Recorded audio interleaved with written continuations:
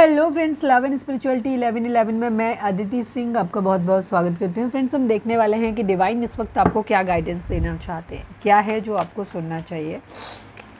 Reading start करने से पहले एक छोटा सा डिस्क्लेमर, टैरो रीडिंग जो भी होती है एक वॉलेटाइल एनर्जी है जो कि टाइम के साथ साथ चेंज होती रहती है। तो कोई भी मेजर डिसीजन आपको सिर्फ टैरो के बेसिस पे लेने की ज़रूरत नहीं है। अपनी इंट्यूशन को फॉलो करना है, सिर्फ एक गाइडेंस के तौर पर देखना है, ठीक है। कलेक्टिव रीडिंग है जिसमें बहुत सारे लोगों की एनर्जी पिक होगी, तो ज़रूरी नहीं सारे पॉइंट्स आपसे रेजोनेट करें। तो जितना रेजोनेट करता है उतना रखिए, बाकी को जाने दीजिए। टाइमलेस रीडिंग है, मेरी ऑलमोस्ट सभी रीडिंग टाइमलेस होती हैं। तो जब भी आपके सामने आएगी इसमें कोई ना कोई मैसेज आपके लिए ज़रूर होगा।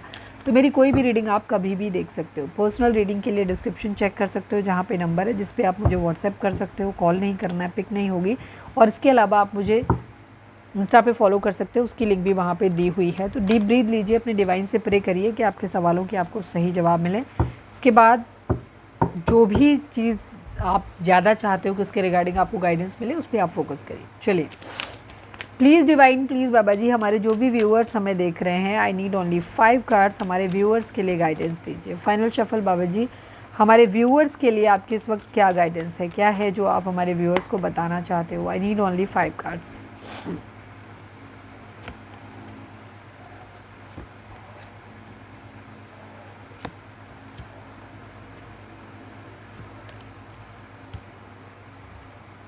ओके,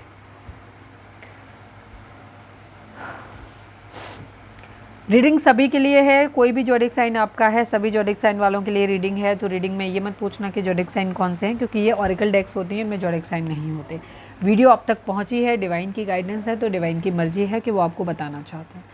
ओके, अगर आपकी ज़िंदगी में कोई भी प्रॉब्लम चल रही है और आपको लग रहा है कि इसका हमें जवाब कब तक मिलेगा, ठीक है, कब तक ऐसा होगा, तो यहाँ पर आप बहुत परेशान हो रहे हो इस बात को लेकर के, तो वहाँ पे डिवाइन आपको बोल रहे हैं कि इन द नियर फ्यूचर, मतलब आने वाले समय में, आने वाले फ्यूचर में, आने वाले समय में आपके लिए चीज़ें बेहतर होती हुई दिखाई दे रही हैं।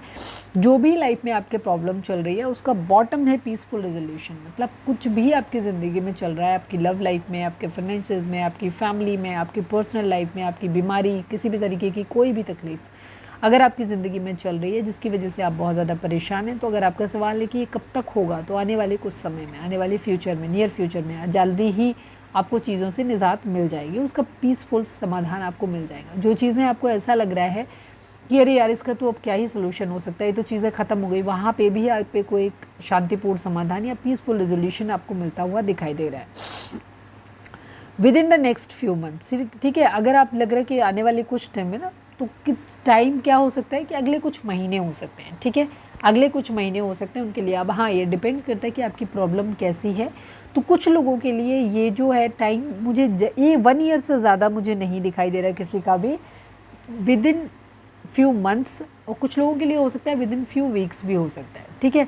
लेकिन 1 ईयर से ज़्यादा मुझे नहीं लग रहा कि अब 1 ईयर के अंदर अंदर आपको अपना सोल्यूशन मिल जाएगा, आपको अपनी समस्या का समाधान मिल जाएगा, रेजोल्यूशन मिल जाएगा, शांतिपूर्ण समाधान। No need to worry.